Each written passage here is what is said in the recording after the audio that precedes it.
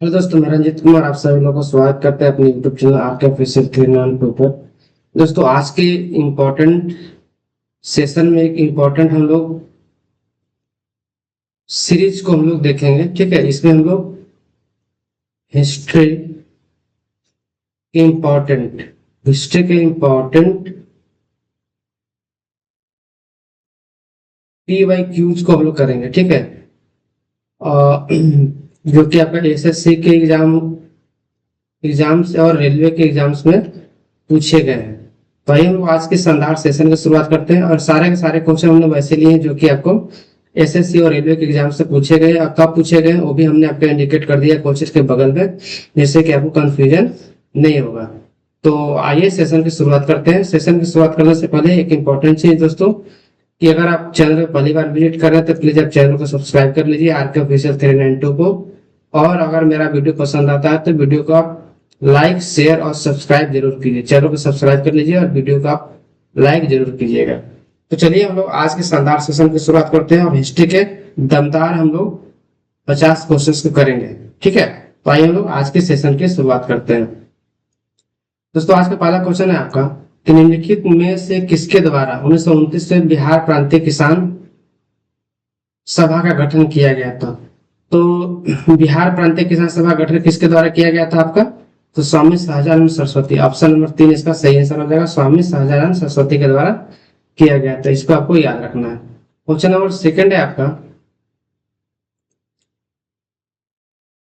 राज राजा और महाराजा की उपाधि वाले गौतमीपुत्र सातकर्णी निम्नलिखित में से किस राजवंश से संबंधित थे? तो आप पढ़ेंगे गौतमीपुत्र सातकर्णी का संबंध किस वंश से था आपका? तो सातवाहन वंश था। ठीक है, और सातवाहन वंश का संस्थापक कौन था आपका? सिंह। इसको भी आपको याद रखना है। क्वेश्चन नंबर 3 है आपके पास, ये क्वेश्चन देखिए। ये वाला जो क्वेश्चन था आपका, क्वेश्चन नंबर तो कब पूछा गया था? ऐसे सीजीएल में आपका 2024 से पूछा गया था शिफ्ट 2 में। तो सब हमने लेटेस्ट क्वेश्चन लिया आपको। क्वेश्चन नंबर 3 है आपका, 1919 के पार्लियामेंट सुधार के संबंध में बताना है कि कौन सा कथन सही है या गलत है। तो 1909 के जो आपका पार्लियामेंट सुधार था उसको भारतीय परिषद अधिनियम 1909 भी कहा जाता है, बिल्कुल सही है। उन्होंने विधान परिषद में विधान परिषदों की ताकत में वृद्धि किया था, ये भी सही है आपका। मुसलमानों के लिए अलग पृथक निर्वाचन क्षेत्र का अधिकार दिया था, ये भी सही है। तो तीनों के तीनों सही है, ए भी सही है, बी भी सही है और सी भी सही है। तो ऑप्शन नंबर ए इसका सही आंसर हो जाएगा, ए बी और सी। क्वेश्चन नंबर 4 है आपका, निम्नलिखित में से किस राजवंश की स्थापना विद्या शक्ति के द्वारा की गई थी? ये भी क्वेश्चन आपका 24 में आया था सीजीएल में आपका।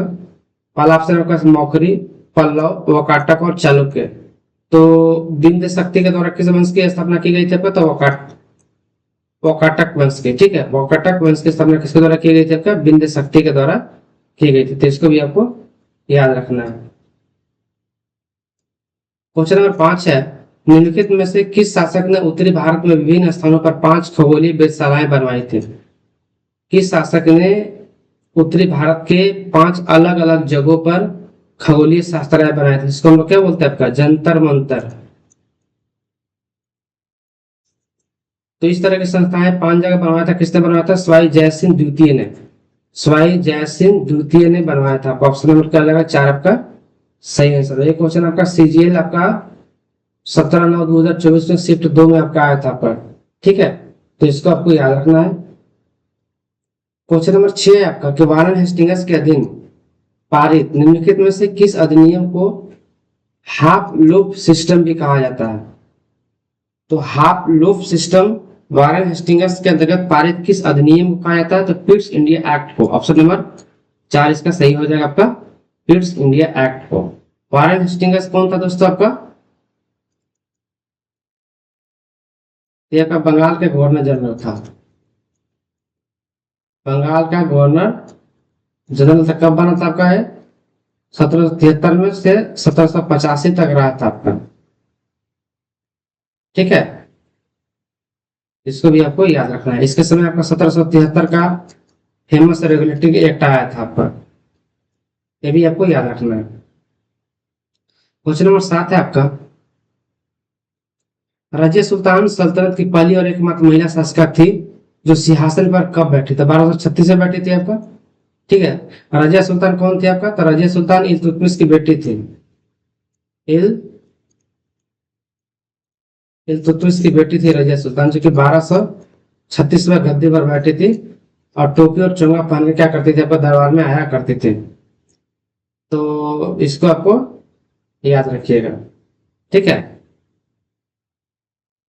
क्वेश्चन नंबर 8 है, 31 अक्टूबर 1940 को द्वितीय विश्व युद्ध में भारत की जबरन भागीदारी के विरोध में व्यक्तिगत सत्याग्रह की पेशकश करने के लिए निम्नलिखित में किसे गिरफ्तार किया गया था? पहला ऑप्शन है सरदार वल्लभ भाई पटेल, सैफुद्दीन किचलू, जवाहरलाल नेहरू, सुभाष चंद्र बोस।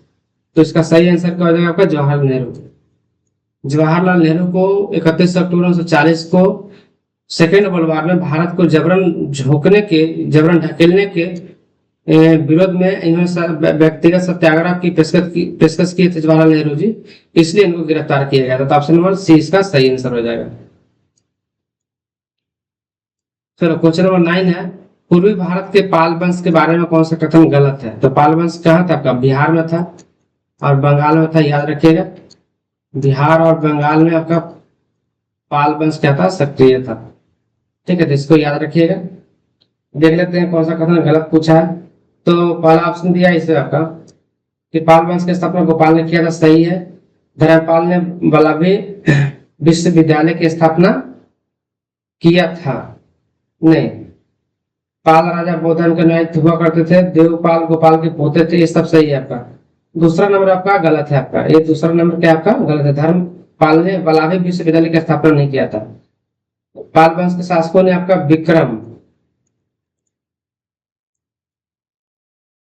विक्रमशिला विश्वविद्यालय और Odantapuri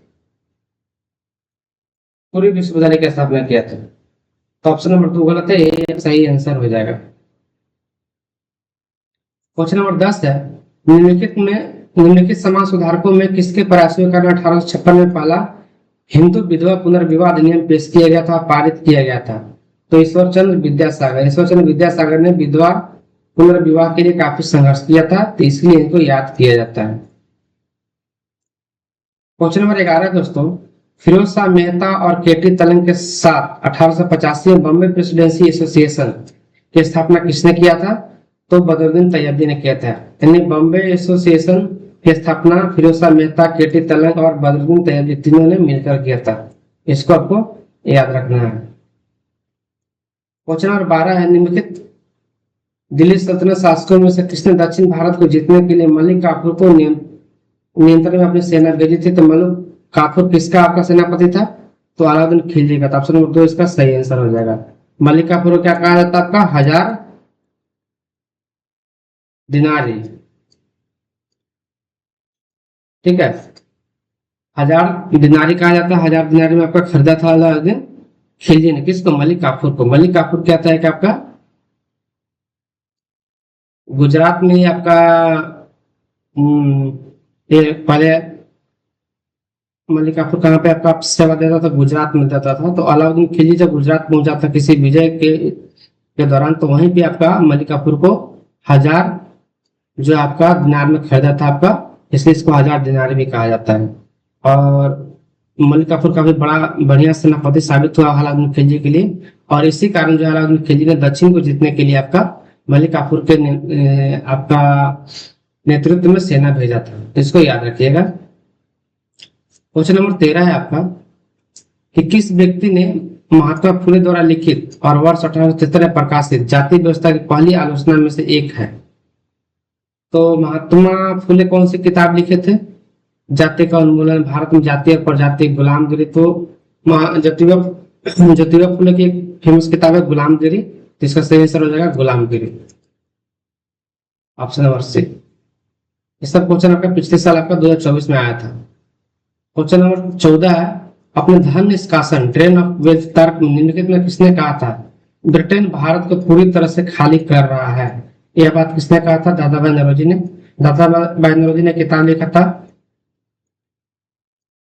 poverty and un British rule in India.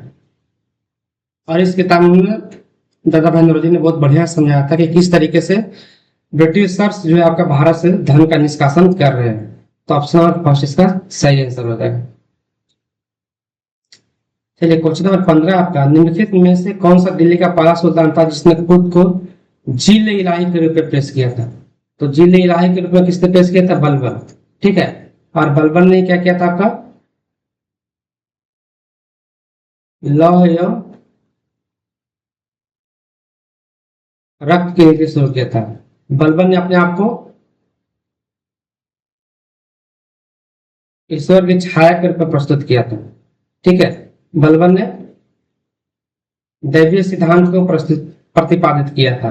ये सब क्वेश्चन एग्जाम में आता, आपको याद रखिएगा। ठीक है, चलिए क्वेश्चन नंबर 16 आपका, कि मुस्लिम समुदाय के बीच एकता के प्रतीक के रूप में ऑटोमन खलीफा को बचाने के लिए अली बंधु और मौलाना अबुल कलाम आजाद के नेतृत्व में चलाए गए अभियान का नाम क्या था? तो एक खिलाफत आंदोलन था। खिलाफत आंदोलन किसने शुरू किया था? आपका अली बंधु ने। कब शुरू हुआ था? 1919 में। ठीक है, इसको आपको याद रखना है। क्वेश्चन नंबर 17 है आपका, राष्ट्रकूट वंश के कृष्ण तृतीय ने चोल शासक परांतक प्रथम को पराजित करने के बाद दक्षिण भारत के किस शहर में एक विजय स्तंभ और एक मंदिर की स्थापना किया था? पहला ऑप्शन है आपके पास उदयपुर, तकोलम, कुंपुहार या रामेश्वरम। क्या रामेश्वरम में किया था? कहाँ पे किया था? रामेश्वरम में किया था। क्वेश्चन क्या था एक बार देख लीजिए। राष्ट्रकूट वंश के शासक कृष्ण तृतीय ने चोल शासक परांतक प्रथम को पराजित करने के बाद दक्षिण भारत के किस शहर में आपका एक विजय स्तंभ बनवाया था? तो आपका रामेश्वरम में। क्वेश्चन नंबर 18, निम्नलिखित में से किसने 1902 में कहा था भारत पर उसके लाभ के लिए शासन नहीं किया गया बल्कि उसके विजेताओं के लाभ के लिए शासन किया गया? यह बात किसने कहा था? बाल गंगाधर तिलक, लाला लाजपत राय, एनी बेसेंट और सरोजिनी नायडू। तो यह स्टेटमेंट जो था कि भारत पर उसके लाभ के लिए शासन नहीं किया गया बल्कि उसके विजेताओं के लाभ के लिए शासन किया गया, तो ये बात कही थी एनी बेसेंट ने। ठीक है, एनी बेसेंट भारत की का शुभ चिंतक मानी जाती थी। ठीक है, तो इसको आपको याद रखना है।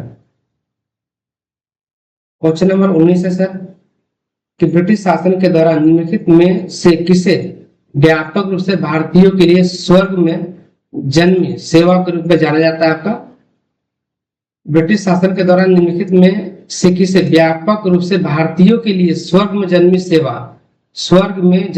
के रूप में जाना जाता है? तो किस व्यक्ति को जाना जाता है? आपका भारतीय सिविल सेवा या आईसीएस। ऑप्शन नंबर फर्स्ट इसका सही आंसर हो जाएगा। ठीक है, अब नेक्स्ट क्वेश्चन है क्वेश्चन नंबर आपका 20,